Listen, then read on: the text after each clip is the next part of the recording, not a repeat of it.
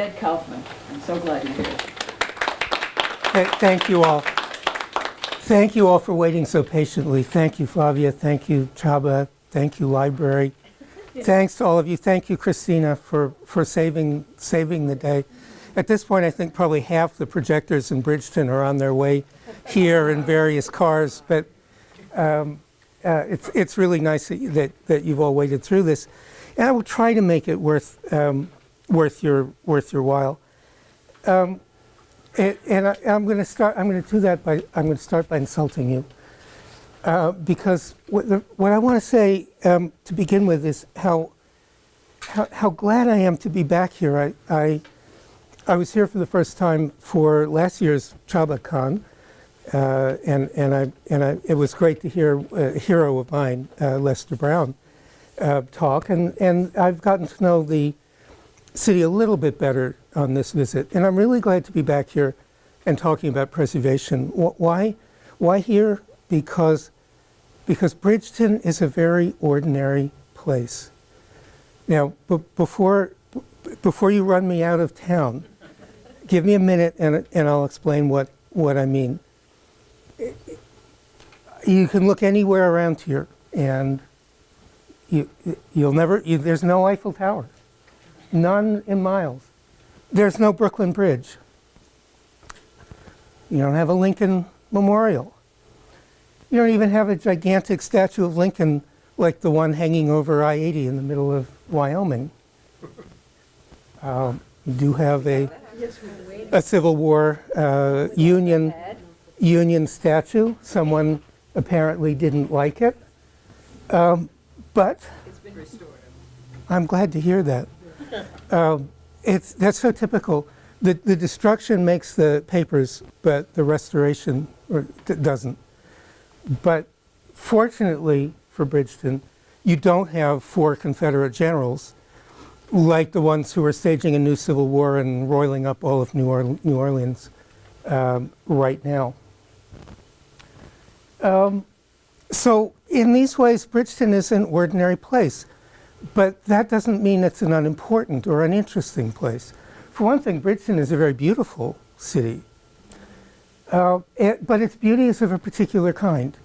It's the ordinary, the houses, the ordinary streets and houses of Bridgeton, not any particular monument, that make it so beautiful and so worthwhile these days. And as I walked around a little bit yesterday and more today, and I got to feel the rhythm of the houses with the front porches one after another.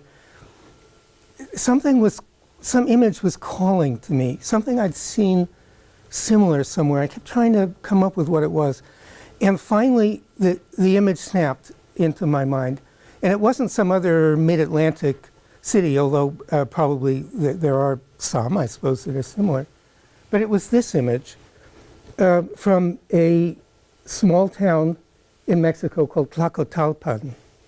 Tlacotalpan is just inland from the Caribbean coast of Mexico, just up the river from the coast. And like Bridgeton, Tlacotalpan was once a really important port. Then the river silted up. The port of Veracruz got the jump on Tlacotalpan. And today, Tlacotalpan is a very sleepy place, a beautiful place, but a very sleepy place, and very far from the main currents of the bigger world, which is not the case with Bridgeton. Bridgeton is not a sleepy place, and it's not disconnected, not far away from what's going on in the rest of the world. In fact, Bridgeton is at the cutting edge of some of the really important changes that are transforming American society right now. So, to me, what does that mean?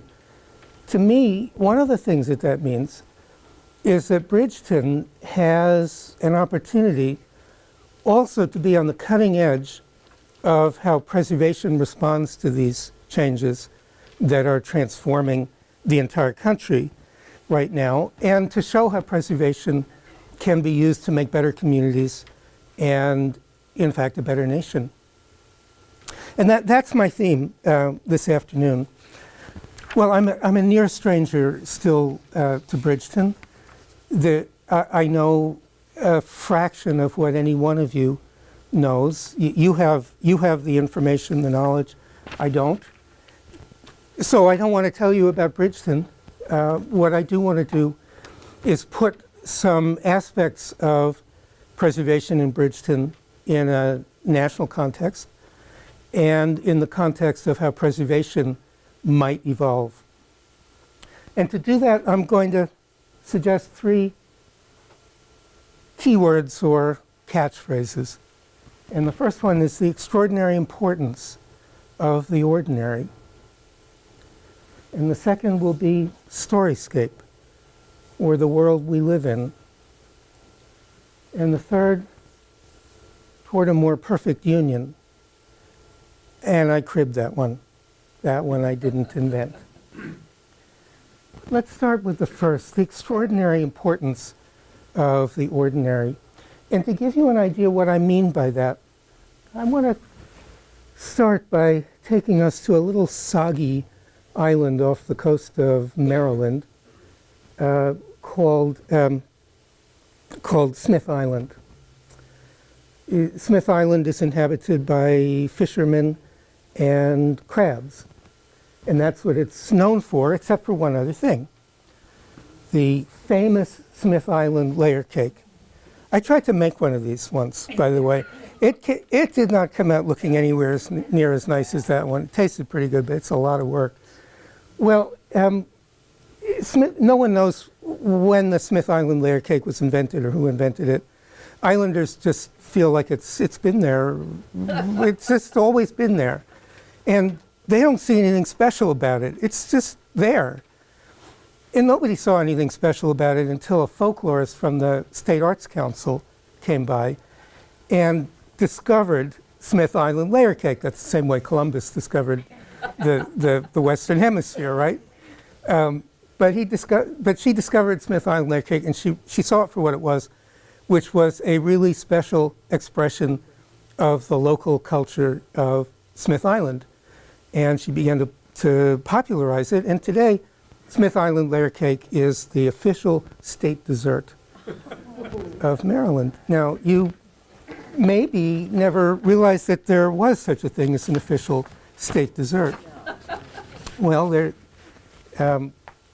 just wait, because I got it when I saw this. I got interested in state foods. I did a little research, and I made a few discoveries of my own. So we're going to do a little quiz now. And we're going to start close to home. I hope you all know what the official state vegetable of New Jersey is. Tomato.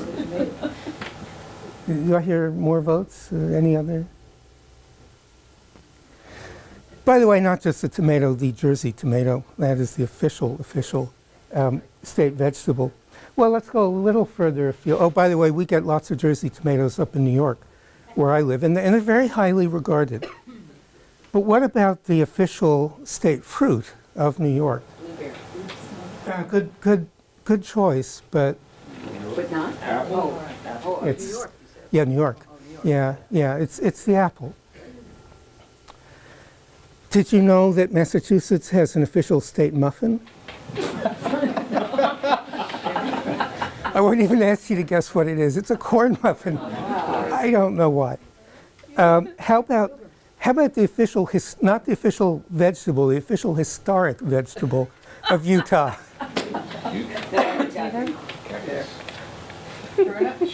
Sugar beet. It's sugar beet.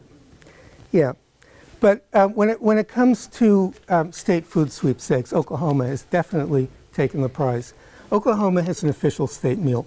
Now I'm going to read you what's on the official state meal in the order, state meal, in the order that the official designation lists it.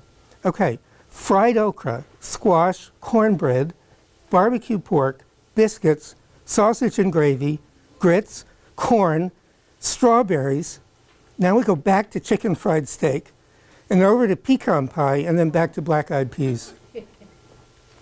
Well, I feel I feel safer with the Jersey tomato, so we'll stick with that.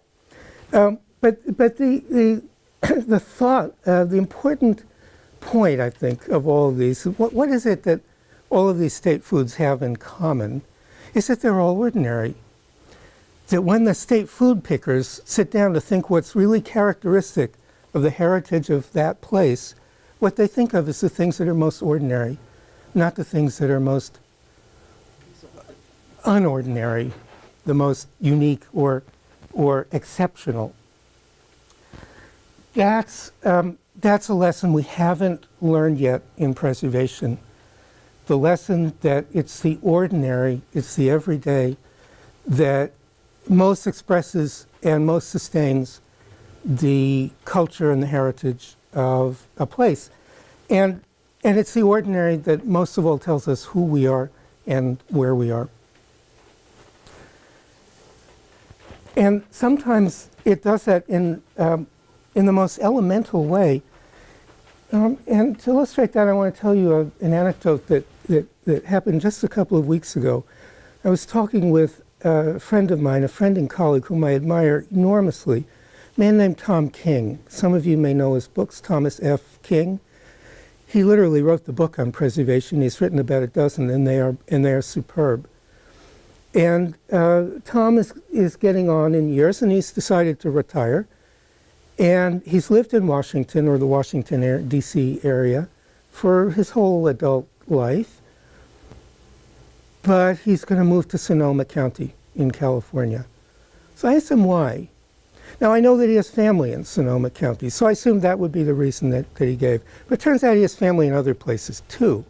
So why Sonoma County? He said, well, I miss the clarity of the air and the sense of space. And then he looked at me, it's kind of sheepishly, and he said, boy, that seems really trivial, doesn't it? But the irony is that Tom King has spent his whole professional life explaining to the preservation world why the ordinary things that people care about in their home environment are the ones that deserve to be preserved. And that the attachment that people feel to the whatever it is that they feel about in their home environment, whether it's ordinary or exalted, is the feeling that's legitimate. But he wouldn't give himself permission to feel the way he had spent his whole working life trying to give other people permission to feel. Well, I said a little of that to him, and it seemed to make him feel a little bit better. But I thought about it, and then I realized, well, why did I understand so instinctively, so easily, what it was and why that Tom was getting at and why it mattered? And I realized it was because of an experience I had had.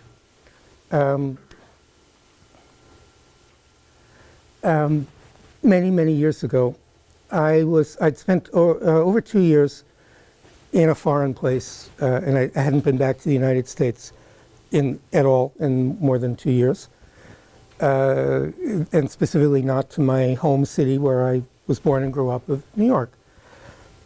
At the end of those 2+ years, I got on a plane, and I got off the plane at JFK. It was late August.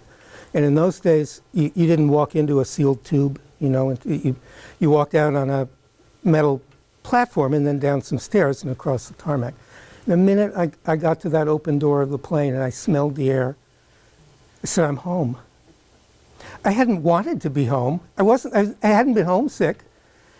I didn't particularly want to be home. I didn't care about being home. I never even thought about it as home until I walked out that plane door and smelled I didn't even like the smell of the air. It was hot, it was humid, and it smelled bad. But the instant I encountered it, I knew it was home.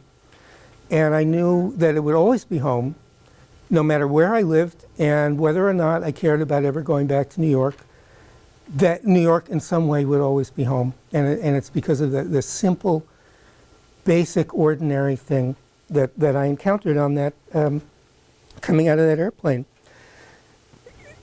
Now, that was before global warming. It was before we knew about global warming.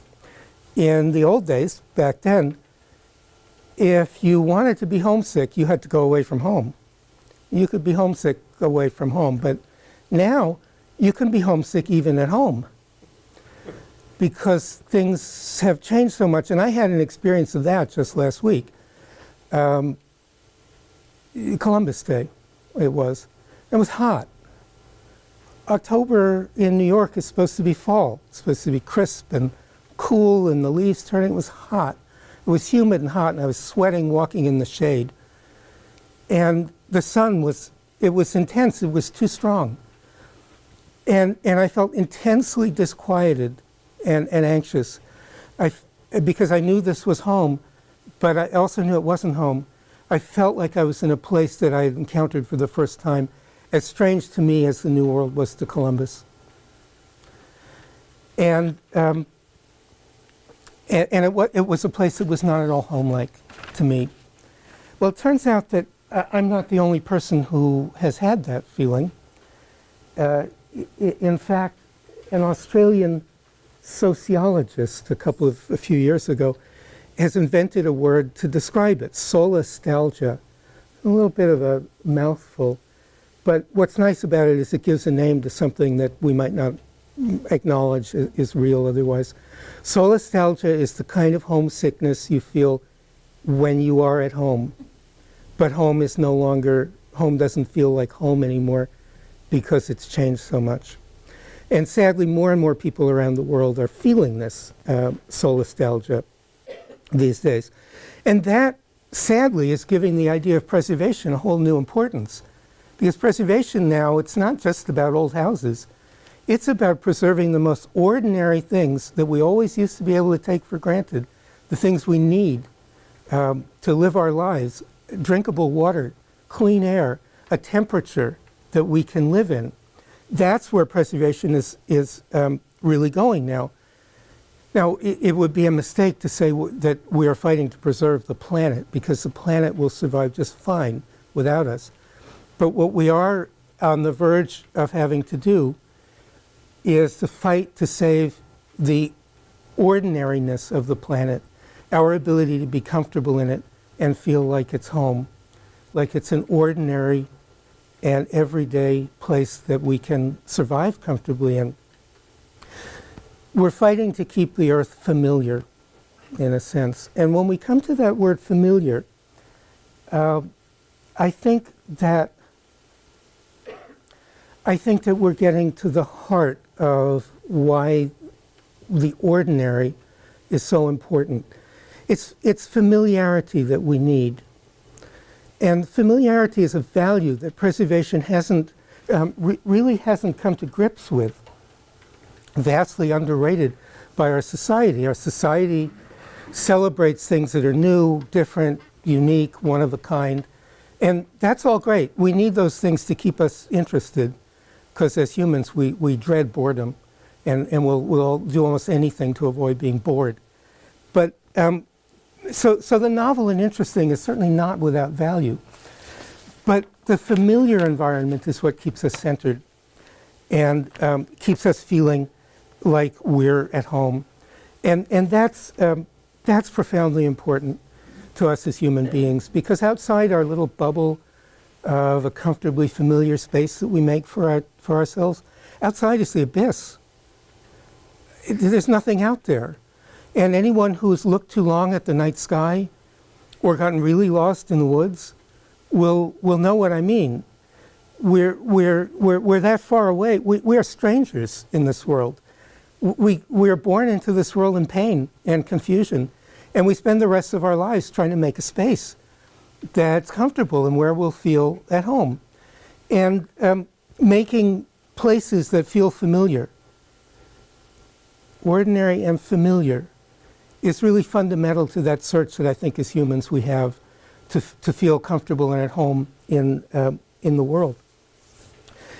And here I want to take a brief excursion into the psychology of the environment and ask the question, how is it that we as humans discover the world outside ourselves? And there are a couple of theories about that, but one that I want to stress has to do with our development as children and then as human beings, starting from being children. And I'll illustrate this with slides that I took from the birthplace of JFK, of John F. Kennedy.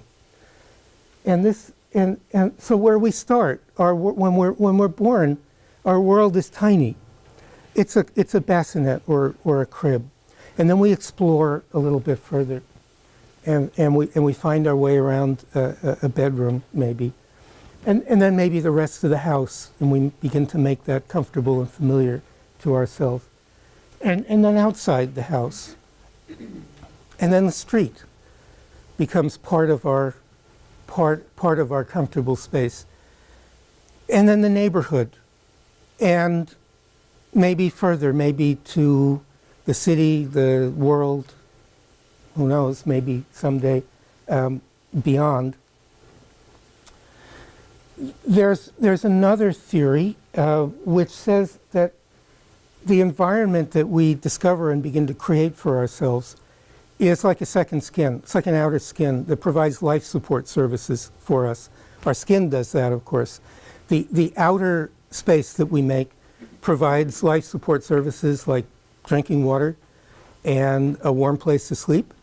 But it also provides social things that we need. It provides a place where we can make contact with other people, and it provides anchors for our memory and guideposts for our evolution as a person and for our daily life. And those are essential environmental services too, and we continue to need those long after we've moved out of the crib or even out of the home. Now, this process of exploring the world plays out differently for everyone. And some people love to explore. Some people hate being home. There are people like that. One of them was the great travel writer, Bruce Chatwin.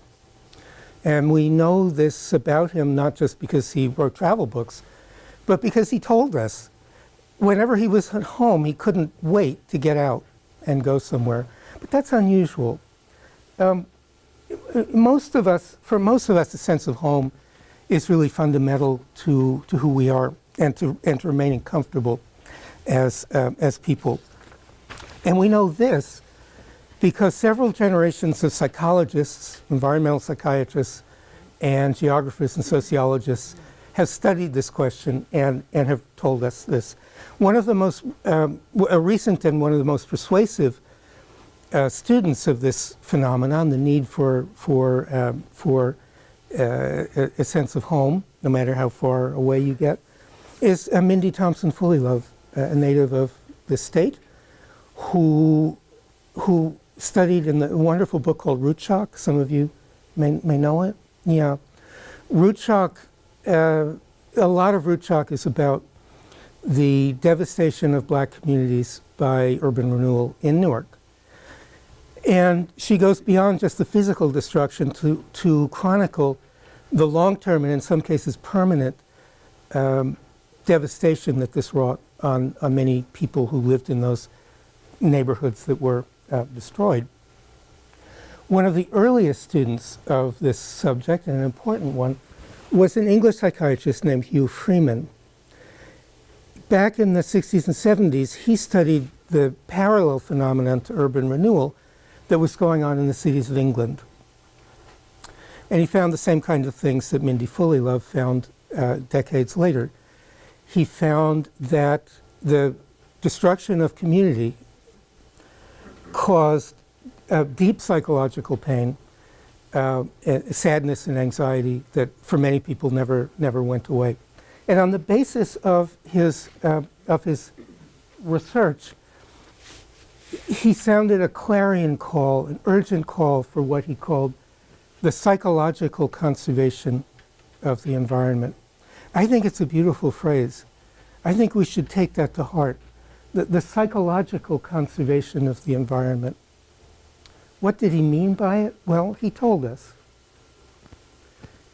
His words, retaining familiar landmarks and forms of housing.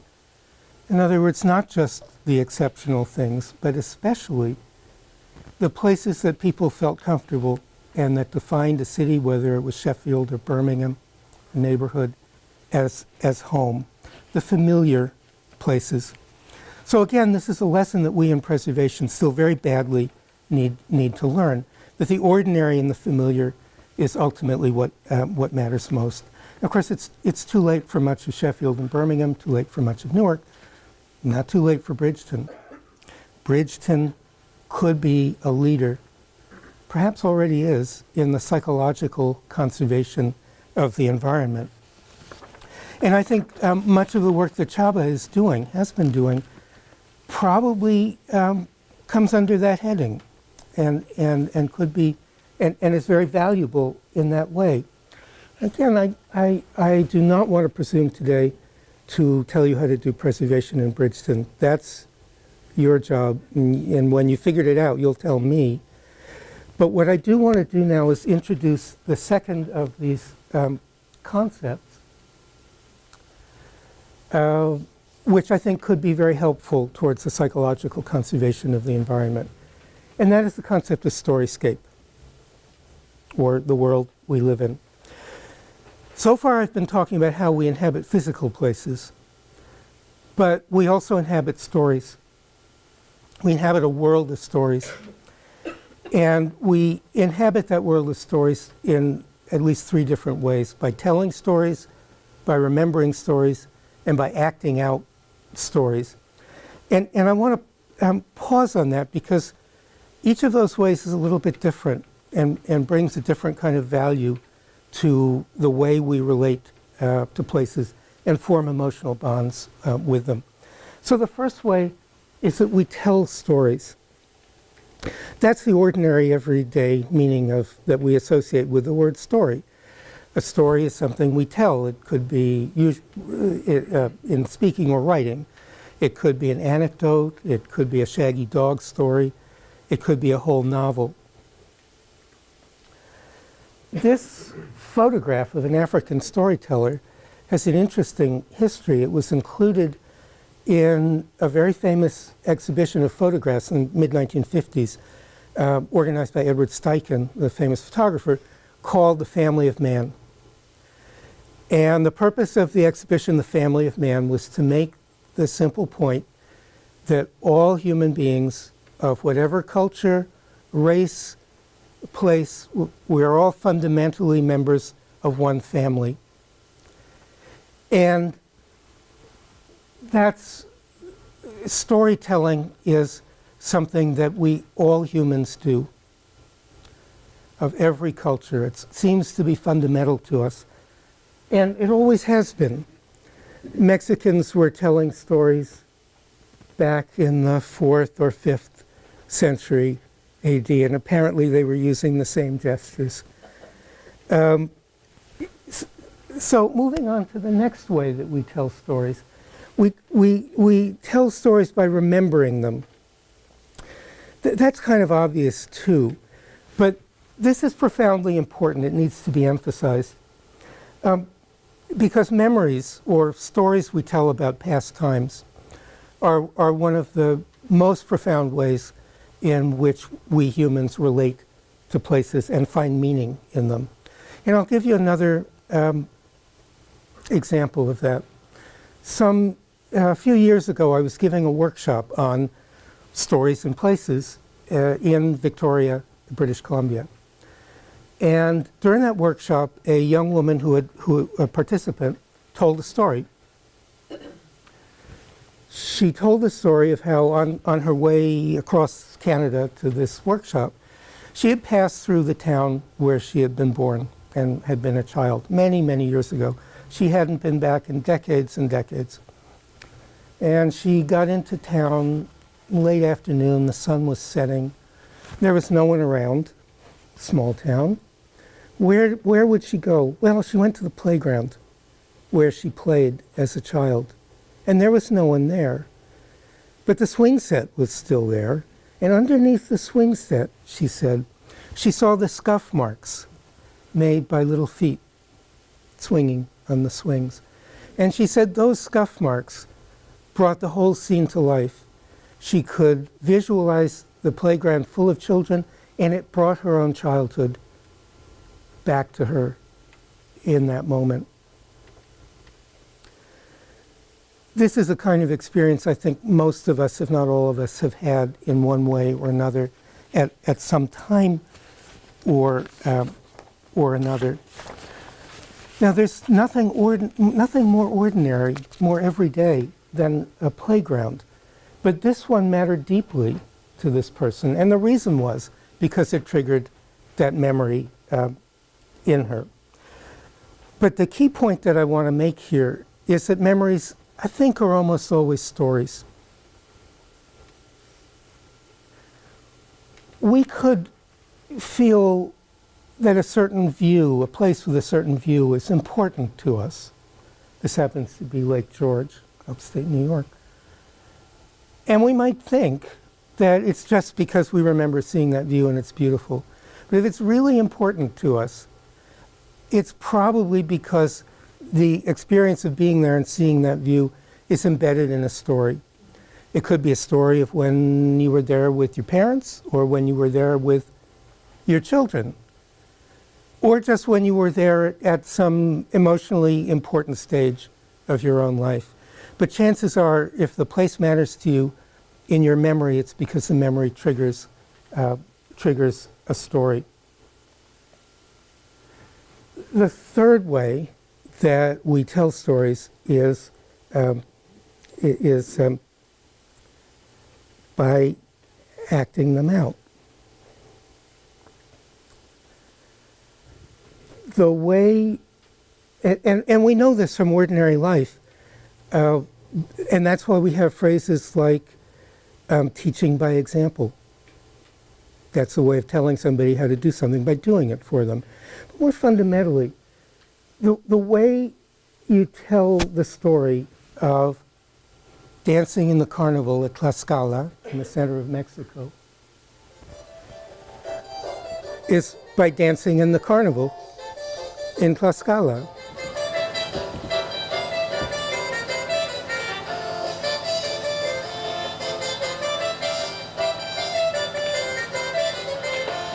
There's really no other way to do it. And the way you tell the story of dancing a very traditional dance called the danzón in the plaza in Veracruz, where dances are held every Thursday, is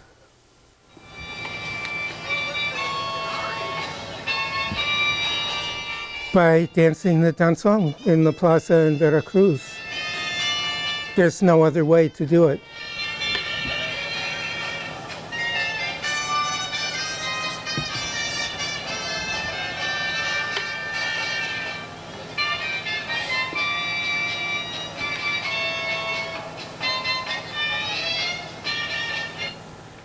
By the way, this is something that happens every week. There are no tourists. This is not for tourists. There isn't a tourist in sight. But this habit that we have of telling a story by acting it, or really by reenacting it, is not just for formal events like a carnival or a dance in the plaza. It's also going to the farmer's market. It's 1,000 different things, and the point is that these things aren't just things that we do. They're stories that we tell. We tell by acting them out and reenacting them and handing them down for generations. Now, something important happens when we do that. The story becomes a tradition or a ritual. And now when we're talking about tradition or ritual, we're back on kind of solid ground when we're talking about heritage and conservation. Because everybody acknowledges that there are places in the world that are important for some kind of ritual or tradition that takes place there. But the point that I want to emphasize is that it's not just the big staged events that matter in terms of traditions and rituals. It's the little things. It's where you go to get your coffee. It's the place where you meet friends to have a beer. buy apples, whatever the humblest little things that we do, very often these become rituals and they become anchors in our lives, and the places begin to matter for that reason. Again, preservation has not done very well with these kinds of simple, everyday, ordinary, familiar rituals. But there have been a few attempts to recognize them in preservation, and I want to show you one of them. This has to do with a little town, another seaside town actually, called Manteo on the coast of North Carolina. Back in the mid-1980s, a very brilliant planner named Randy Hester was hired by the city town of Manteo to do an economic development plan. Now, what most planners would have done at that point is they would have gone to their book of solutions and they would have said an aquarium, maybe a regional shopping mall, or how about a convention center? But that's not what Randy Hester did. He bypassed all the obvious solutions and didn't have any solution in mind. He just went and started talking to people. He sat down on the dock and talked with people. He made little sketches of what they liked to do. He sat in a diner, talked to people. He hung out at the post office and talked to people. And gradually he began to get a sense from the stories people told of what places really mattered to them. And what he found out was that, yes, people really did want economic development. The town needed it, but they did not want it at any cost. There was a whole set of places that people loved so much that they were not willing to see them sacrificed, even if keeping them meant losing development dollars. And as the people of the town talked with Randy Hester about these places, they developed the idea, the phrase, to describe them as the sacred structure of Manteo. That's not a planner's term. That's a phrase that residents came up with to describe the places that they cared about the most. The sacred structure of Manteo. So what were they? I'm sorry, you can't actually read that, it turns out. What they weren't was the places, most of the places that were in the National Register, the important 19th century church, the birthplace of a local celebrity. Most of the places out there, the town dock, a perfectly ordinary dock, a parking lot, a gravel parking lot, a diner, an ice cream shop, the post office where people hung out and talked to each other, got out of their cars, and exchanged news. These were the places that people in Manteo felt composed the sacred structure of Manteo that was too important to them to lose. These were places that were utterly ordinary and without distinction from an aesthetic perspective or historical perspective, but they were the places where the life of Manteo was lived. And these were the places that people felt the life of Manteo could not continue to be lived in the future unless those places survived. Well, the residents of Manteo called this list of places their sacred structure, but we could also call it their storyscape, because these were the places, this list of places, this was the world of story, the world of Manteo that the residents inhabited through their stories, the stories that they told, the stories that they remembered, and the stories that they acted out and reenacted every day. So you can see from this example how powerfully stories serve to connect people emotionally to places, but stories do something else too. Stories can connect people to each other. And I want to share one more example from my own work with you. A workshop that I ran in a small city in Wyoming called Green River. A very ordinary, very dusty little place by the side of the railroad tracks with some amazing desert, high desert scenery in the background. I was sitting around a table with a number of elderly people, retired ranchers and railroad workers, coal miners, and their wives and widows in many cases. And they were telling stories about the places they liked, that mattered to them in Green River.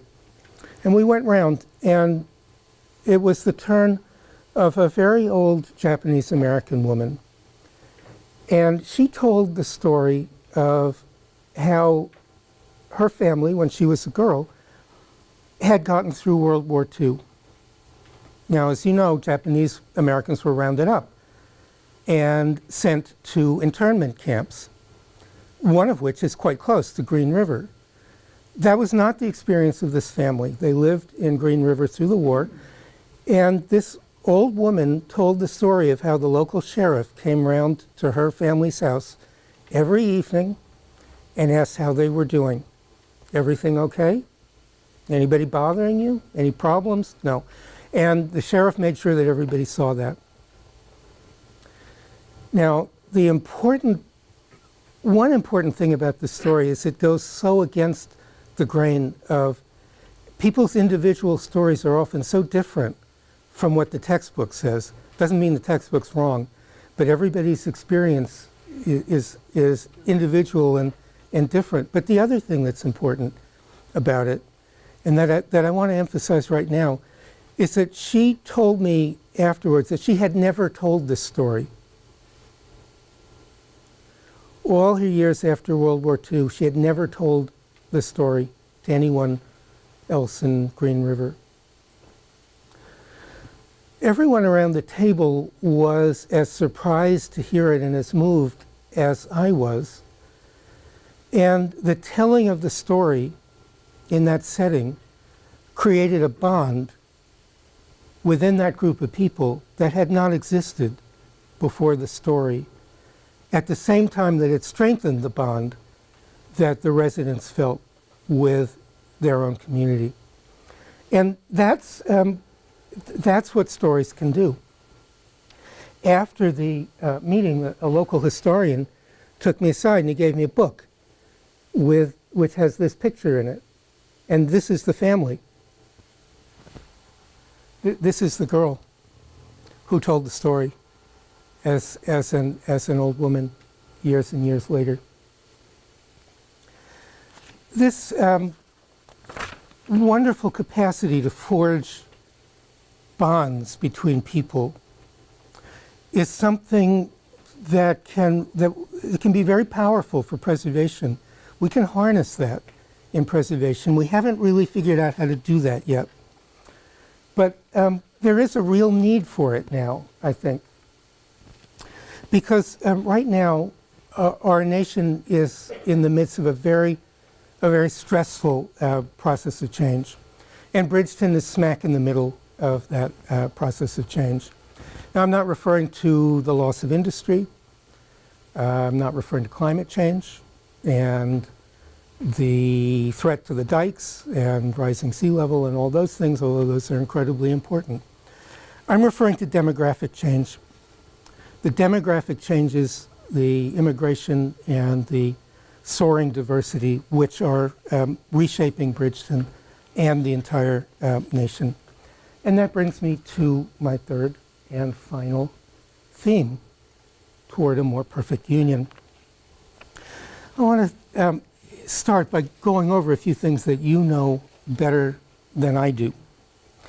Bridgeton has always been diverse, with important African American, Native American communities, as well as European American communities from many different, very distinct parts of Europe, people who did not recognize each other as belonging to the same culture when they arrived here.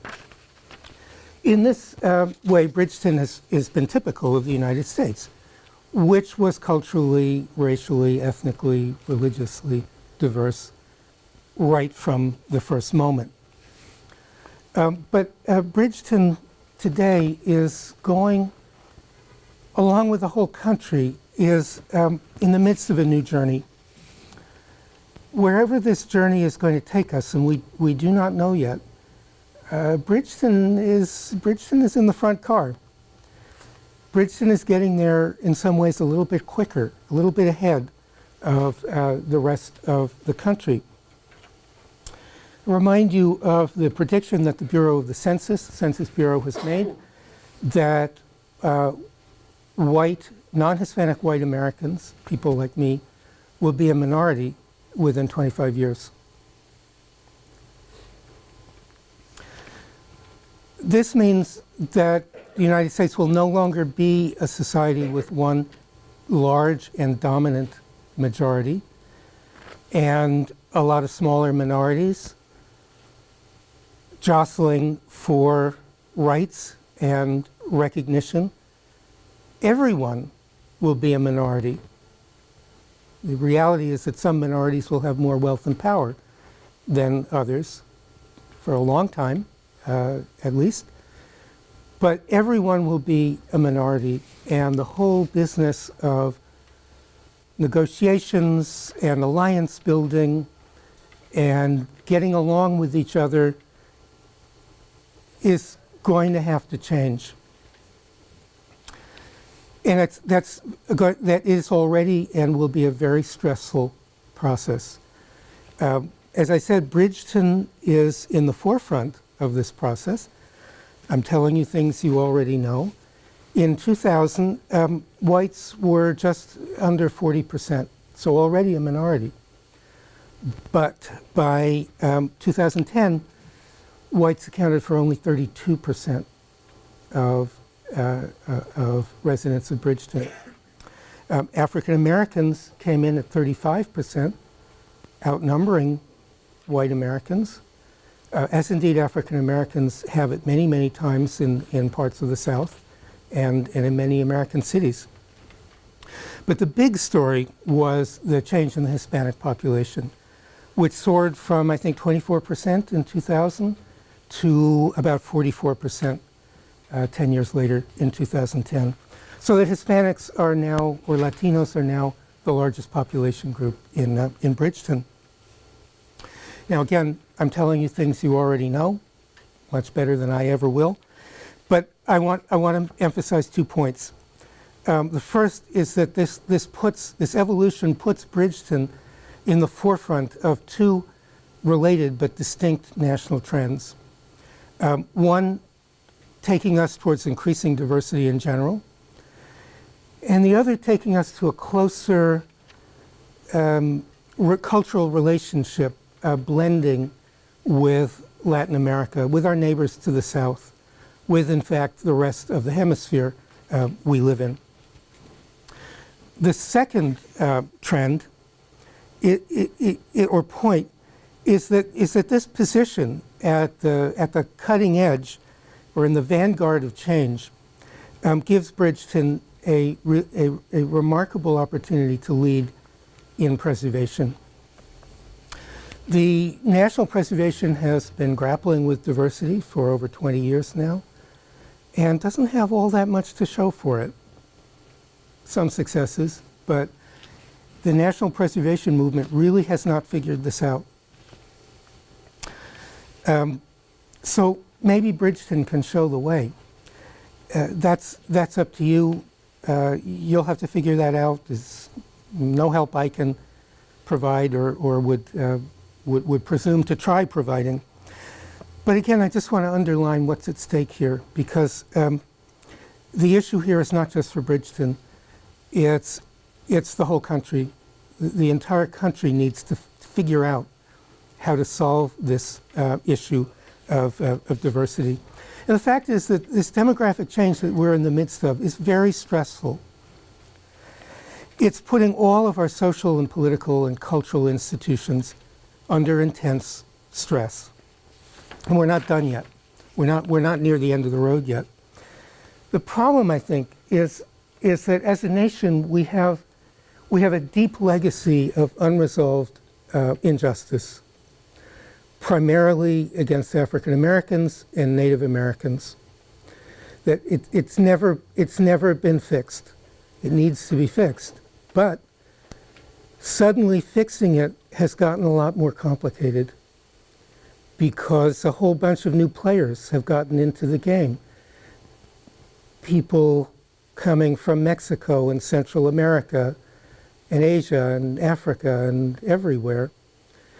And each group contributing to American society and at the same time demanding quite rightly demanding to be treated with decency and to be accorded the rights of being an American. Now, when we think about diversity, it raises a lot of, it's a very emotional topic. People can get very polarized about this. We in preservation tend to think of diversity as a nice thing. It's sort of smiley button kind of thing. Or to get much better Mexican food in New York than we ever used to have. Lots of different kinds of music and so on. And that's all true. And it's not the half of it. Because immigrants, and Mexicans and others, but especially Mexicans, are rejuvenating, revitalizing the downtowns, the collapsing downtowns of many cities around the country. And young Mexican workers, I hope, are going to pay my Social Security, if I still have any by the time the politicians are through with it. So there is no question that immigration and rising diversity is bringing many benefits, cultural, social, and economic.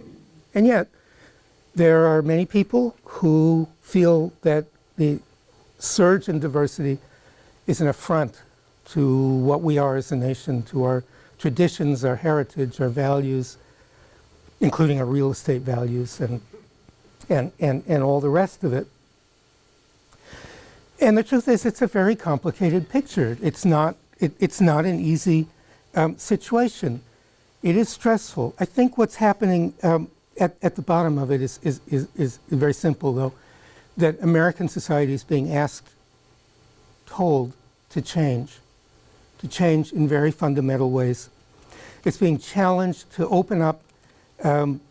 It's being challenged not just to right the old wrongs, but also to open up and to become inclusive in ways that will prevent future wrongs from being embedded in our society. We're being challenged, in effect, to become a more perfect union. But at the same time, a very different union. Preservation has to be part of that evolution. It can't solve all the problems. And by the way, there is yet another problem that's making the whole situation even more difficult. And that is the terrible economic injustice which has arisen gradually over the last 30 to 40 years. The tremendous rise in poverty and in inequality, which is putting white people, as well as people of color, under tremendous economic and social stress, to the point where basically anybody who has anything is reluctant to give it up, because most of it is in the hands of too few people, as things stand now. And obviously, preservation isn't going to solve problems of economic injustice and inequality and poverty, of access to jobs and housing. But preservation has to be part of the solution for some very simple reasons. And one of them is that what we preserve is a record of what society thinks is valuable. So when society preserves the heritage of a particular group, it says that that is a contribution. It acknowledges that that group is there and says that that heritage is valuable to society. And when preservation doesn't do that, it telegraphs the opposite message. So that getting this right, it's only symbolic, but symbols are really important too. So getting this right, getting preservation to be genuinely inclusive and open, has got to be part of the solution that we as a society develop to manage this stressful process of change that we're in. I think that should start from the national level. because the federal government is what sends the signal about what's important at the highest national level. That's why I've suggested to the National Park Service that they repurpose the whole National Register and make it explicitly a register of the nation's peoples and open it to everyone without all those complicated criteria and standards and criteria exceptions and all the rest. If it has something to do with somebody's heritage that some group thinks is important, put it on. It sends a message. But closer to home, on the streets of Bridgeton, what is to be done? Well, that's the great challenge for CHABA and for you all. And I don't have, as I've said too many times, I don't have the answer. I think CHABA is already poised to be at the forefront of dealing with these issues, of dealing with the ordinary environment, of dealing with the environmental environment, of dealing with diversity. But there's more to do. If you here in Bridgeton can figure out how to get it right, tell the rest of the country, because everyone is looking for a solution, and if they're not looking for a solution, they should be. Well, I've shared some ideas with you about the importance of the ordinary and the familiar, and the role of stories and a storyscape, really leading to the idea that both of these, working with the ordinary environment and using stories and acknowledging storyscape, can be ways to move towards inclusion and a more perfect union. And finally, to reach the two goals that I think I perceive are central to CHABA: inclusion through preservation and preservation through inclusion. Well, thank you very much. I'm sorry about the delay in getting started, but I hope I haven't misused your time.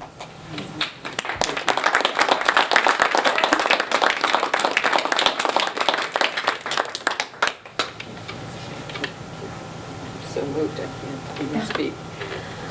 So You're just you getting don't need over me. You feeling don't well. need me to instruct you that Ned is here to answer your questions. Maybe we could have a little more light on the subject. Is that possible? Thank you. Yeah, Patricia. Mr. Kaufman, one of the things that I'm most concerned about right now is in our downtown area, we have some historic structures that are dying. One of them is the hall that belonged to the first Masons group in Vineland, and it was built only 5 years after the town was founded. And the original tin ceiling has all these wonderful symbols of the Mason organization. And the young man who owns the property has tried very hard to stabilize it, but he just doesn't have the money to get the job done. Are there any resources out there for private individuals that you know of that I can perhaps recommend to him? You know about the tax credits, of the rehab tax credits, I'm sure. Okay. Are you familiar with that? No, I'm sorry. Okay. We'll talk about that. Okay. Yeah, okay, no, outside, but there is a federal, I would like to know about that. Yeah, if you're a business or if you're not an individual person. My concern too is that this building to me is very significant to the community. And I would really like to find a way to get our city officials to acknowledge its existence and maybe lend their voice to its preservation. well, yeah. By the way, there has been a bill in the state legislature, and I don't know where it is now, maybe somebody knows better than I, to extend tax credits to homeowners and to private individuals, but for historic preservation. But it's never got past the gate, especially not in this atmosphere of the Republican dominance of the legislatures. But if you're a business, the tax credit options are still there. So it can become a business.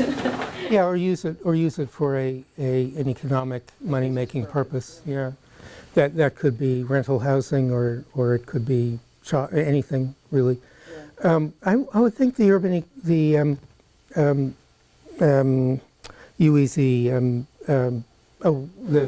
Yeah, UEZ and The urban enterprise zone, exactly. There might be money available through that. Is there someone here from the Cumberland Improvement Authority? I know there was someone who said she was coming, but I guess she didn't come, because that's perhaps a place to turn to at least inquire.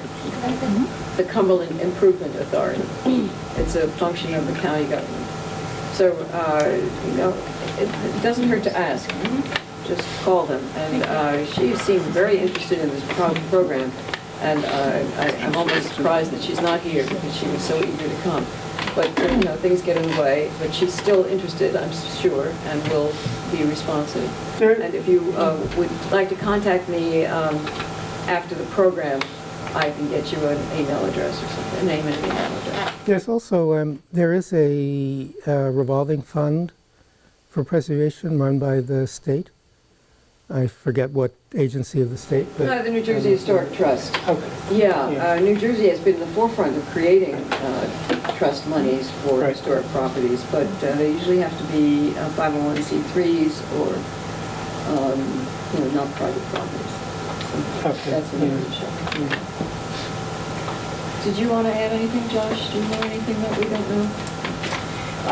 Well, I mean, nonprofits also can use the tax credits. It's complicated, but you have to go through, there's a lot of hoops to jump around, but basically you sort of create all these legal entities so that you can take advantage of the tax credit. But the other thing is, actually what Ned is talking about is to tell the story, and not just to the people that are in leadership, but to actually the community. Because if you get the community to care about it, then they'll all feel that they actually Own it. are invested and they own it, and so they're going to mobilize whatever, sundry set of resources can come together to do it. But the other thing is just to keep talking to people, because everybody has some kind of connection to either an economic asset, or talent, or skill, or institutional asset, or organizational asset, all of these different kinds of values that they can bring to it, and just keep talking to them and putting people together and connecting them. You really just got to keep working it and getting people to talk to each other and doing it. Those are great points. Very good point. Along those lines, I myself and in CHABA, we've been trying to encourage young people to recognize that there is a history here in Bridgeton that is valuable on an international level, not just even a national level, and that is the Ferrocube Machine Company site and the contribution of Oberlin Smith. Should I stand up? Yes. Yes, you should. Contribution of Oberlin Smith to the magnetic recording industry and to philanthropy and to many areas of human development that are quite distinctive and make him more than a local hero.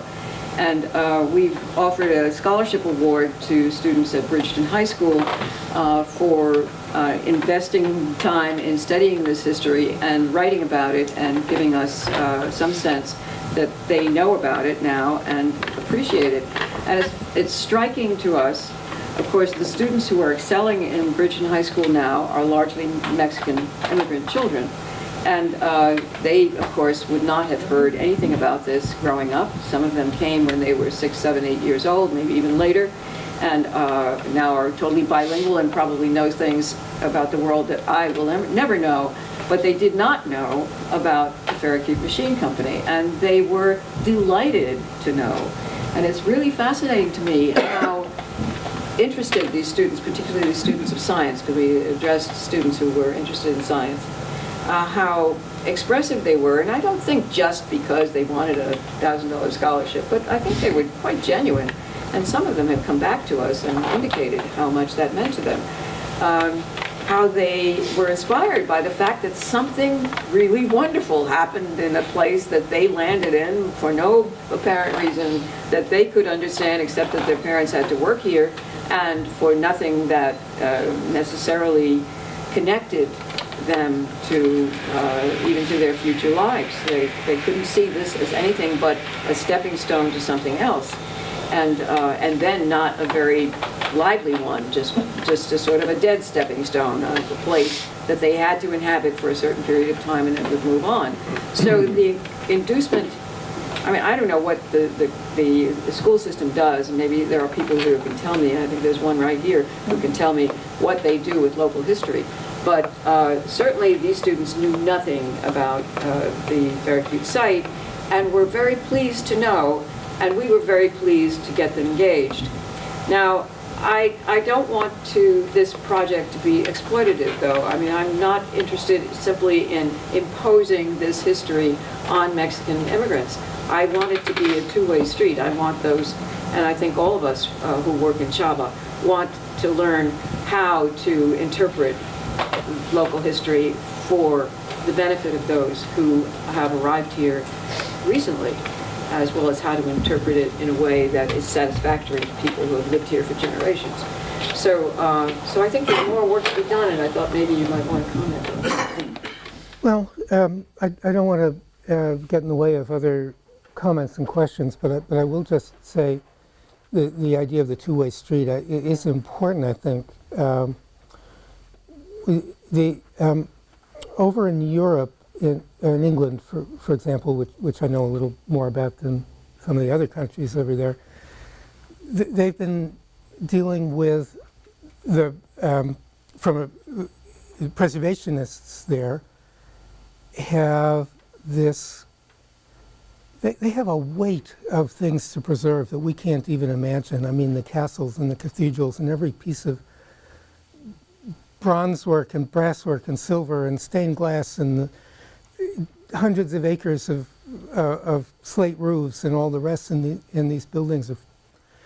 And the question that some English people are asking is, well, how are we going to get Pakistanis and Bangladeshis to care about York Minster? So that is the one direction of the two-way street. I think society, up to a point, has a legitimate interest in encouraging newcomers to take an interest in the heritage of the place that's already here. And the other, of course, I think we think about more often in this country is that Mexicans who come here or Vietnamese or Laotians or whatever have a heritage too, and that should be recognized because it adds to because it's here, it's part of American heritage now, and it adds to the cultural richness of who we are as a nation. So I think that it is a two-way street. I wonder if you could say something about, I now live in Philadelphia, so I'm here. And the issue comes up often of gentrification. If we're talking about, often poor, low-income neighborhoods that become sort of discovered in some ways. And they think that often seems to be a struggle about preservation to a certain extent. And just your general comment. I mean, it's a larger. We're talking about a large city. It's a really the impulse is there, and probably here too. Well, no, it's a big issue, and it's one I think that's actually misunderstood more often than not. I don't think that preservation causes gentrification. I think that gentrification sometimes takes the form of preservation when gentrifiers see old things that they like and want to fix up. But gentrification can just as easily take the form of replacing old buildings with steel and glass condo towers or whatever else it might be. So when you think about what's actually causing gentrification, well, there are different theories on that. One is cultural, people with different cultural tastes. They like falling down places, or it's edgy or whatever. But I think the real answer is just straight economics. People who don't have enough money to live where, let's say, their class identification would put them, look for somewhere else. That means somewhere with lower real estate values. That means pushing someone else out. I've been there, and I've done it, not because I wanted to. In Chicago, I bought a small house in a neighborhood I could afford. A Mexican family who'd been there for 20 years left. I didn't want to be a gentrifier, but I had to live somewhere. So we're all being pushed by these economic forces, and preservation is one of the forms that pressure takes. But now the other side of the problem is this, that when buildings get old, they fall apart. It takes a constant infusion of investment to keep anything from falling apart, but particularly a building. And that money has to come from somewhere. I'm not about to make an argument for encouraging gentrification because it saves the building, but I am trying to point out the problem that we're now all too often in this country in a situation where there is no money. People don't have the money to maintain their houses. And you can see this all over the country. You can see it in towns all across southern Ohio. You can see it all across Pennsylvania, West Virginia, Illinois, Detroit, Newark, New Orleans, Central California, and on and on. People don't have the money to keep their houses up. So Close the gap. well, exactly. The problem is not a housing problem, it's a wealth or an income problem. And the way to solve it is, the short-term way to solve it, old buildings need investment. The only kind of investment, if people don't have it themselves, the only kind of investment that will not cause gentrification, that will not be brought by gentrification, is public investment. Because public investment, well, it's philanthropic, but it's so small. Public investment is the only significant source of money that does not demand an economic return, X% per year. So we have two options really if we want to keep the whole country really from collapsing. One is massive government funding for rehabilitation of old buildings, and the other option is to raise people's income so that they can afford to maintain their homes themselves.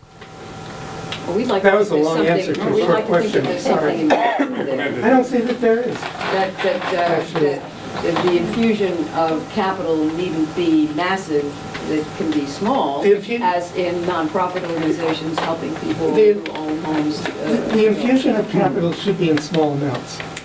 Often what's needed is, people, it costs $12,000 to repair a roof. It's not a lot of money, but people don't have it.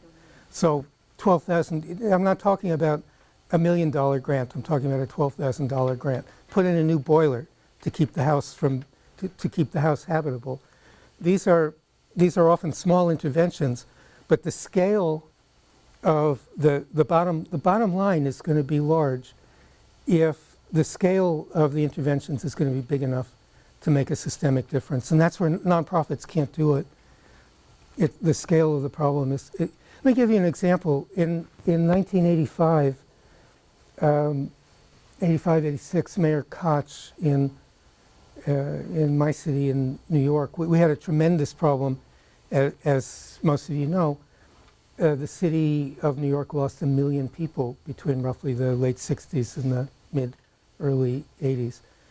Large areas of the Bronx and East Brooklyn were abandoned. Whole neighborhoods burned down. What turned that around? Mayor Koch. A lot of people think it was small nonprofits. The small nonprofits were great. They were tremendous.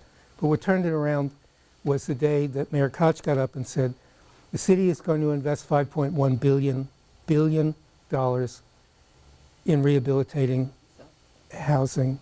And in the end, I think it was more than $5.1 billion. It really did get invested. And that was $5.1 billion in 1985 dollars. And that was just the South Bronx and a piece of Brooklyn and Harlem. So that's the kind of scale of intervention that it takes if society is not prepared to ensure that people who live in houses have the money to maintain them, the income to maintain them. it was sort of related to the gentrification one, but it was, people talk about it in terms of colonization. Yeah. And, there were two examples and I'm sorry that these are Philadelphia examples because it's a very different place, but one was a restaurateur on 13th and Locust, which is the heart of what, people call the gayborhood, which is a really important historic gay neighborhood in Philadelphia, in America. It's an early one. Well, and gay rights is actually very early in Philadelphia as opposed to some other places in terms of as a public, political movement.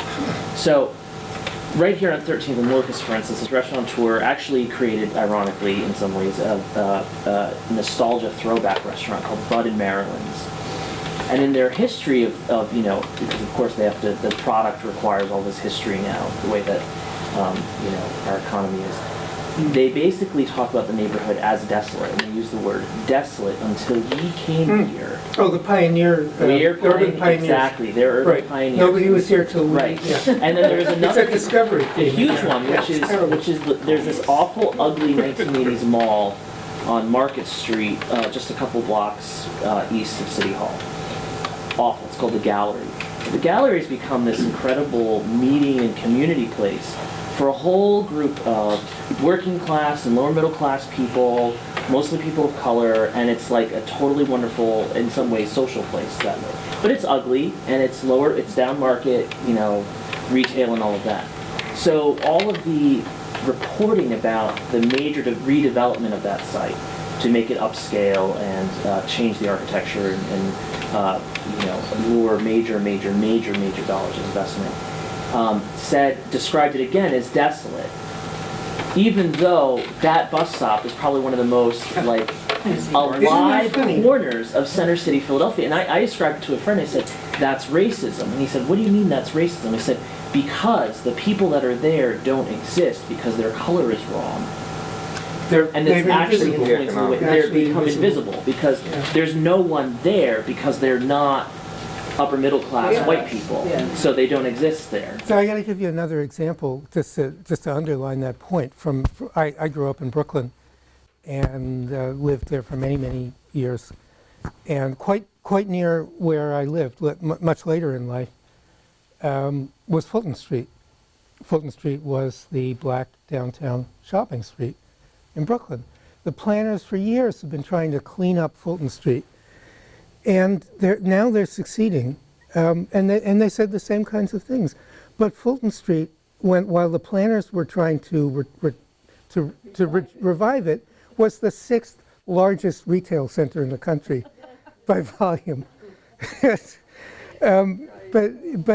and it had all kinds of culturally important niches that I don't understand, and didn't have access to. There was Santeria, and there was. And there was rap music, and there were people you went to for certain kinds of jewelry and music, and so I don't know. The job is to make the invisible visible. Just to keep on expecting. I understood a couple things from your presentation that are very interesting to me.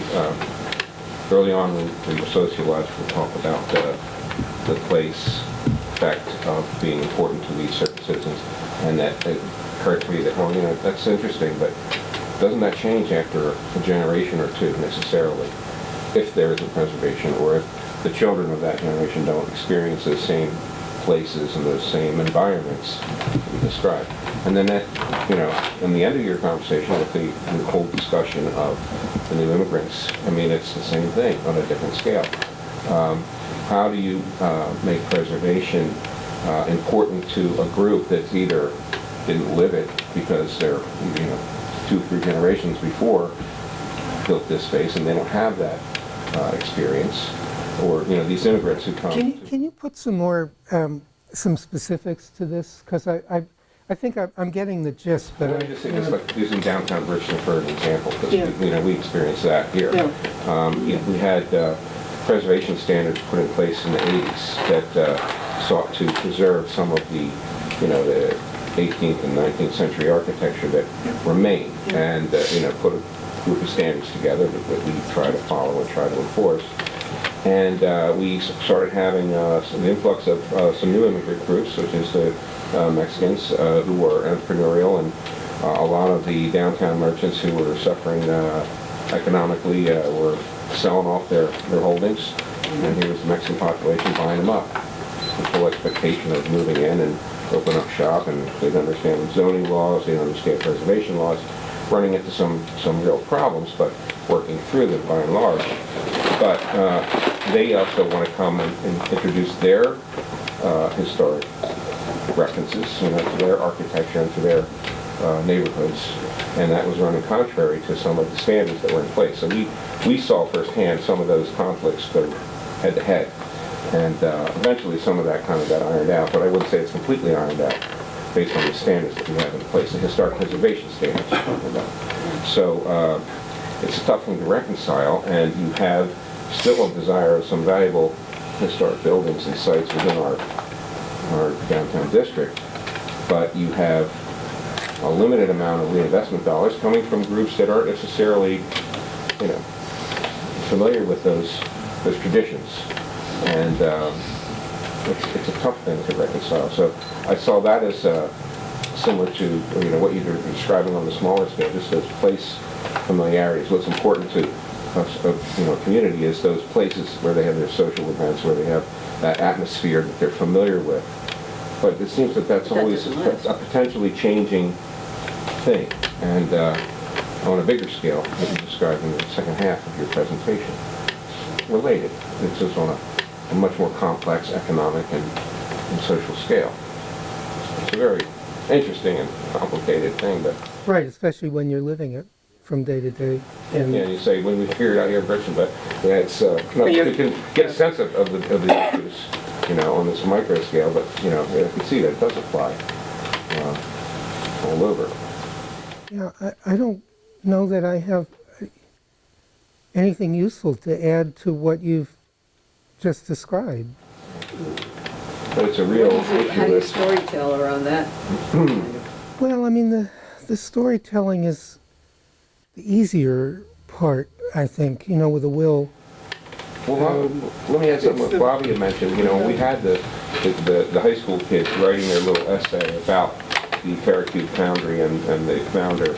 They express in their narratives that boy, they were really impressed to learn that someone who made some world-changing inventions and impact to the world lived in Bridgeton and had a business in Bridgeton, because there's such a negative overlay. Things have fallen so far out of the memory of the current inhabitants that it's like discovering treasure.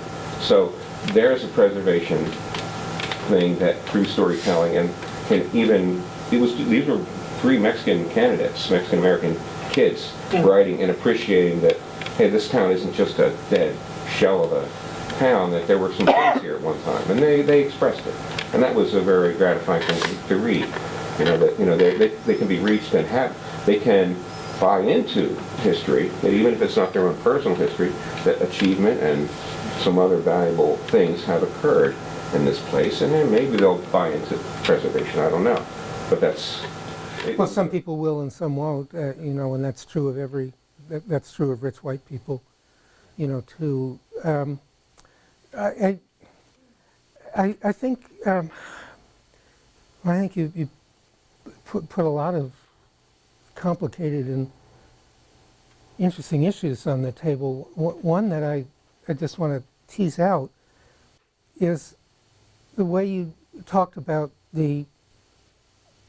looking at making the Fairacute history useful to Mexican students who live here.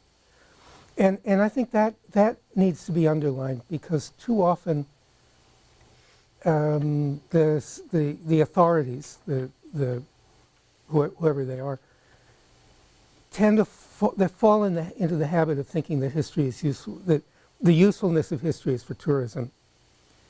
That if we're going to discover the local history, it's going to be for tourists, to bring tourist dollars. And I think tourism is very problematic. It brings money into many communities. I think it's not a long-term strategy, given the way energy and transportation are going, and some other factors.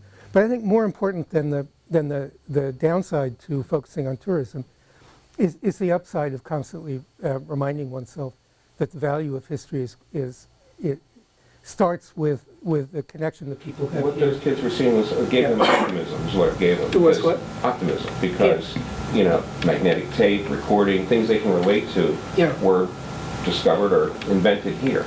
Well, and that, yeah, right, and that's a really important point, because, another thing that the environmental psychiatrists, I never know which is the right word to use, tell us is that people's sense of identity and of self-value is wrapped up in the image of the place they live.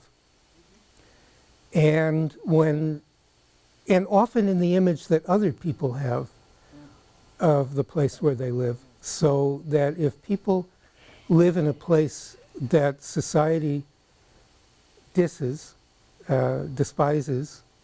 and residents are aware of that, it diminishes their own sense of self and of value. So conversely, what I think is powerful in this story is that the Farragut history becomes a way to validate the self-worth of, I mean, it's not obvious why this should happen, but it does, yeah. And so I think that's really fundamental, and that's part of why the real value of history is. And why it should happen in the fourth grade. And why doesn't it happen? But I think, I think the other thing that I just wanted to kind of underline from what you said, we too often assume that a Mexican person, for example, will only be interested in Mexican heritage. But if we just think for a minute, we know that doesn't hold true. I mean, look at most of us. We're interested in all kinds of, and I mean, how many? Some of you are probably Buddhists, and I'm sure most of you know a Buddhist or two. Some of you do yoga. Pure Indian culture. I had a student from India a year before last, and we were discussing, and he said to the class, do you know how many people do yoga every morning when they wake up in India? 500 million. So you see what I'm saying. We know from our own experience that we can form useful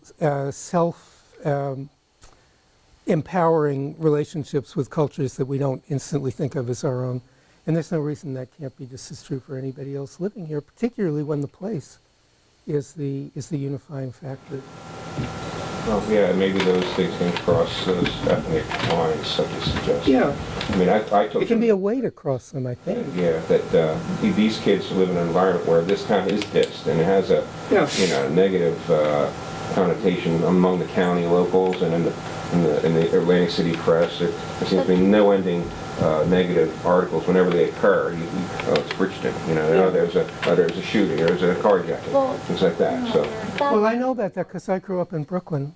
When it was Brooklyn. Yeah, exactly. So we suffer from that. I feel that I think we're focusing a lot on the Mexican American community when it's a community problem in general. The community doesn't know about it. And I think instead of just trying to broaden the horizons of certain individuals that came here and teaching them the culture, we need to teach the whole community the culture, because I think the problem is that a lot of people here don't know and appreciate it. And if it is taught throughout Bridgeton, so all of the residents that have been here and come here know the history, it will help broaden the horizon and make a larger impact statement and make people appreciate where they're from more, because I don't think that it is just the Mexican American community. I think it's great that those students are interested, but there's a much broader range of people here than just the Mexican American community. And I think it's very important that everybody be involved in that conversation. And it's a community issue. It's not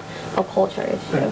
And I think the more that this community is brought in and made a whole and made back to believe in Bridgeton and Cumberland County, that is where it starts. I don't think it necessarily starts culturally. I think it starts as a community. As one, we are all whole. And I think that's where a little bit, to me, where the disconnect is that we're trying to focus on certain areas. No, we need to focus on everybody, and we need to focus on everyone as a whole, because that's what the world is now. Perfect union. Yeah, so beautifully put. Write it on posters or. No, it's so. What you say is so true and so important. Thank you for. You mentioned also, Ned, excuse me, that you saw that you're just bringing them into the conversation that as a group they are ones Thank that you. are investing in and revitalizing some of these old neighborhoods, and that's true here. I mean, you don't see a lot of other groups coming down and investing in downtown Bridgeton. It's primarily the Mexicans because they've got an optimism, or they don't know any better. If you ask a lot of the residents, but they are a vital thing for our Right. downtown strategy at least. Right, but we don't want to focus, all over. I tend to come back to Mexico because I love Mexico, actually.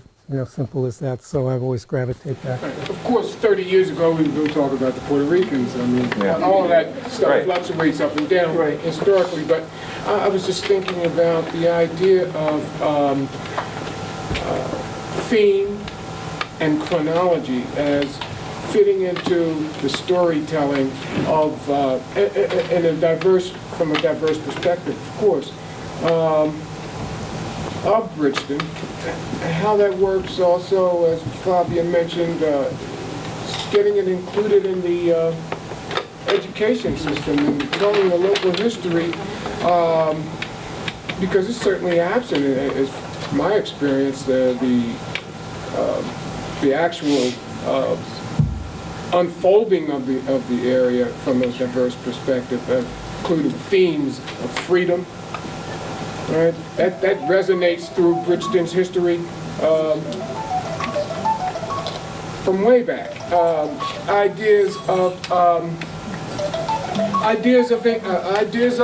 diverse enterprise, how that works, in all its unexplored ways that can be discussed and shown how Bridgeton has grown from all of its populations, and it's not just some current criminal kinds of stats that reflect any population's involvement in the community. That stuff is certainly a kind of a contemporary situation. It fits into what's ever going on with the economy at the point, the politics at this point. And so I agree with the young lady over there too, identifying one group as being a focus of our point is certainly an ephemeral, temporary kind of approach. We do that as an ordinary thing, I think, to just reach out to whomever's there and its diversity. Or it's diverse, I should say. I'm just going on and on in here at this point, but the idea of a theme and a chronology that relates to the mission is important. I wonder if we could hear from Barbara. What we're getting in the schools right now, and what most of us are interested in, is the gangs. The gangs are not only they're starting, they were festering here, and now they're spreading into Millville. And I taught in Millville before, and Millville was very proud that they were doing better than Bridgeton. But now it's and now Is this related to immigration, as in some parts of the country it is? Central economics American, also, yeah. but and also immigration. But it's our the big thing is we get workshops regular.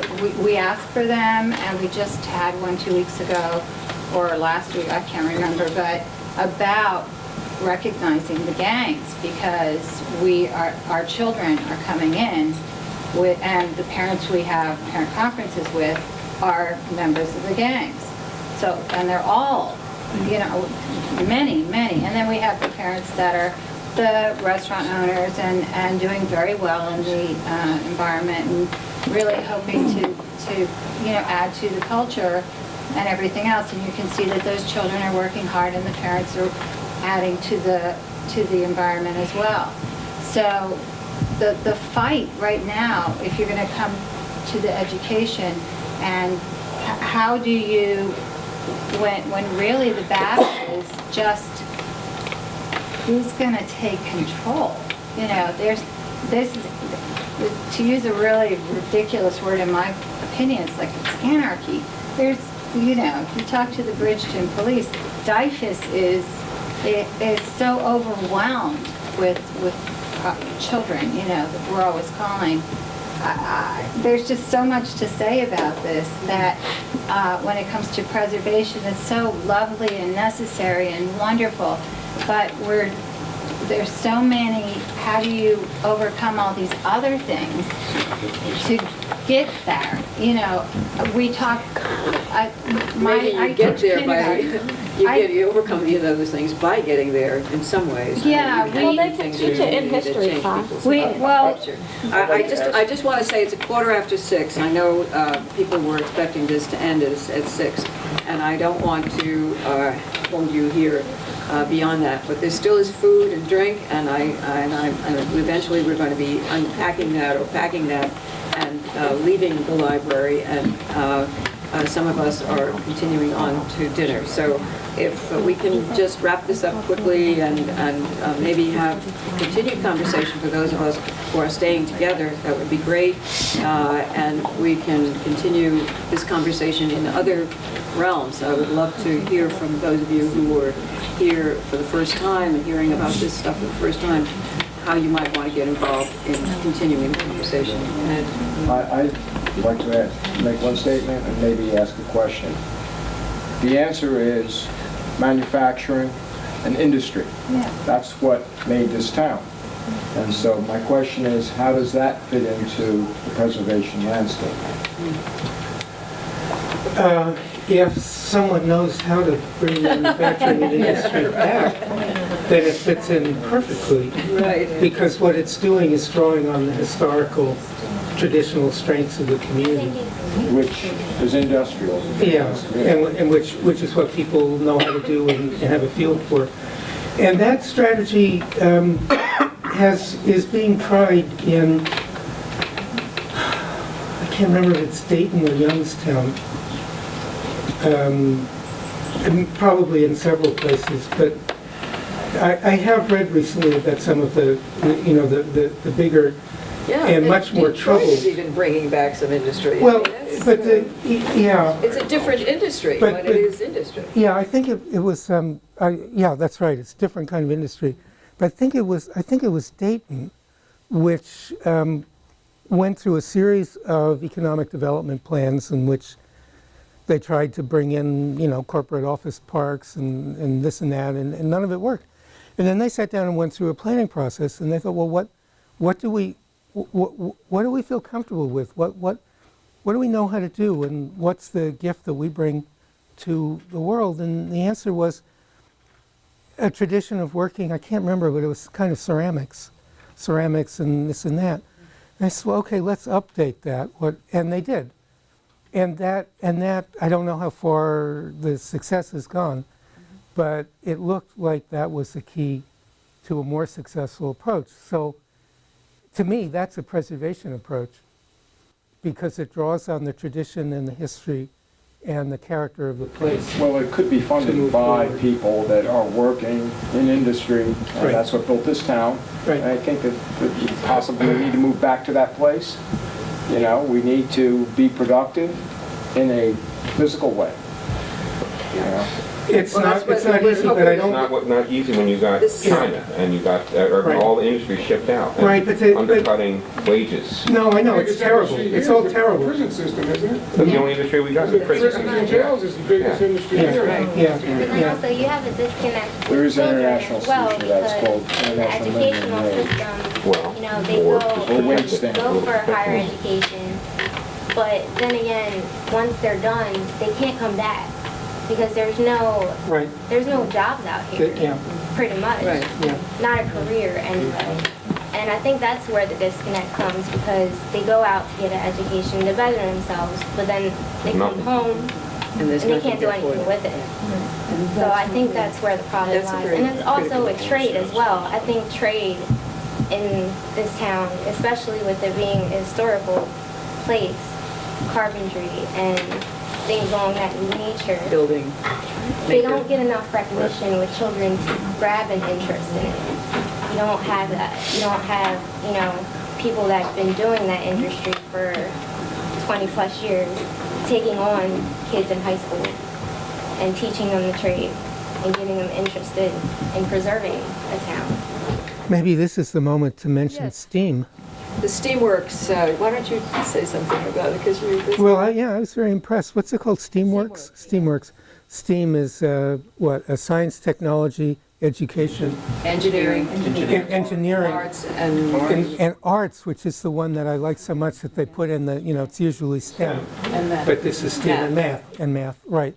And it's a brand new center that's downtown. They're full of great machines, and they teach people how to make things with them, and then you can rent the machines and do stuff. And I think that's a great idea. Surrounded by people who have crafts and craft skills that have been developed over generations and have preserved them and can still use them. And those are still in demand and sometimes very well paying if people want something handcrafted. So those are not abandoned as well. Yeah, I don't think it's like the solution to everything, but I think it's a really good good set of possibilities to work with. It can make a difference, I think. Okay. I think we had a question. I was just going to say, I agree. I think entrepreneurship, before, we're not having industries building factories in this area at all. And we can have entrepreneurship, which will help on the craft level, but someone may also create a prototype where now they can open a larger manufacturing facility in the area. And promoting entrepreneurship and creativity and thinking outside of the box we'll have another Oberlin Smith one of these days. I mean, and he's not even the only one. So there have been plenty of great people coming out of Bridgeton. There's plenty of great people coming out of everywhere. So it's just how free are you to give that contribution? So that, in my opinion. Thank you. Josh, want to Yeah, add the just a last quick word? one, and I heard it a little bit here. I've worked in a lot of different communities that have experienced we used to pain, this really, and that's what I like so much about your opening is that you spoke very much in terms of grounding preservation and understanding that deep psychological trauma that some communities still exist in. I was in Galesburg, Illinois, which was a major industrial town in south central Illinois. I was mentioning 2 State of the Union addresses as a poster child for the Rust Belt and for the decline of industrial America and all of this. And the people there literally are all under the same spell of absolute terrible psychological trauma about their community. They just look around themselves and they see nothing but lack and loss and pain and hurt for the past and anger, exactly. Yeah, and we need to change those stories. They can't even see that, because as an outsider, I could point out, could rattle off a list to them of everything you have. You have this, you have this, you have this, you have this. And they can't see it. And it was literally, it's like a spell. It's almost palpable. You can cut through it like with a knife. Yeah, please add something to that. But it's such a rich set of issues, and I've thought a bit about that, and this phenomenon of places that are suffering with the narrative of a more important past is really very widespread. It's if I write another Grinch who stole Christmas, basically, Right. you said that spell that people are under. well, Yeah. if I write another book, I'm thinking, well, I have another one first that I have to write, but the next one I'm thinking is going to be called Bust Cities. And the idea is that or bust towns. The idea is we're always thinking of the boom towns. That's because we're taught to think that that's what's important, is to make a big noise and grow fast, and become important quickly. But the actual narrative of most American places is of a quick boom followed by a very, very slow, prolonged bust. But the thing is, we have to turn the narrative around somehow. And it's not easy to do that, but I think there is a real nobility and strength in surviving. And when you think of that, when you think of a place that has lost its economy, lost a big part of its population, and I'm not talking about Bridgeton here. Bridgeton is in great shape compared to, Butte, Montana. But the grit and the guts and the sheer determination and the ability to figure out a way to survive as a place, to be able to say we're still here, is actually a great achievement. And I don't know how to explain that, in a way that people can use to validate the importance of a place that's still here after that, long ago boom that disappeared. But I think that's, we have, if a place can become important because of an invention next year or in 50 years, great. But in the meantime, it's still here, and it's surviving, and that represents a really respectable and sometimes even a heroic achievement, and something that we should find narratives to help people to feel proud of.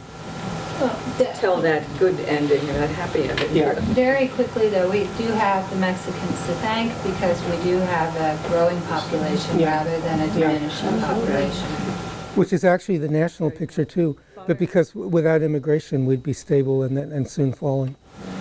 Quickly. I'm sorry, that she just touched on the issue I was going to bring up, and that what I've noticed, I'm sorry, Father David, I have a lot of the Mexicans are in my parish, and what I hear sometimes is that they become the scapegoats, or any immigrant community.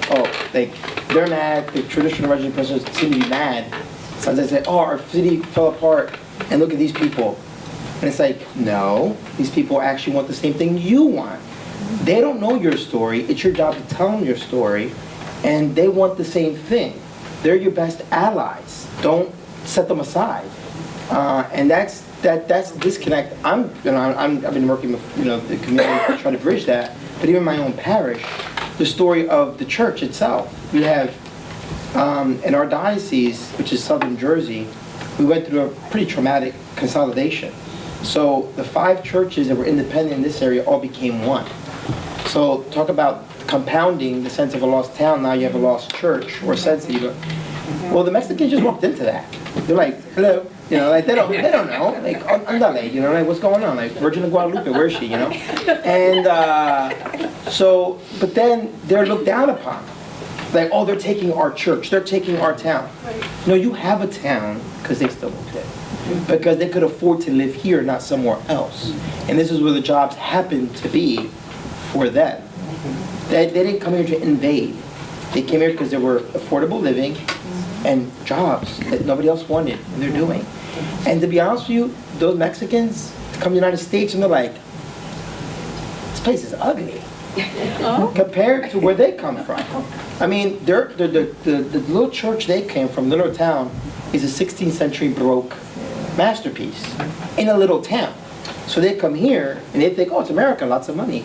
And they're like, Catholic churches after 1970, nosedive. Except for Immaculate Conception Church, where they're like, oh, this is more like it. This is what we're used to, But the rest are like, what happened? Where's the plaza? Where's the fountains? Where's the this? Where's the that? They want that too. And that's the thing, is like, these people don't get it. It's like, now there's a language gap for sure, maybe even a skills gap, but there's no mentoring going on between the two communities anymore. To be continued. Yeah. Thank you. That was And there's plenty of food. Please eat before you leave. I hope the library doesn't mind if you hang around just a little bit longer. Thank you. Our clients. And how many of you are coming back to the Shepherd House?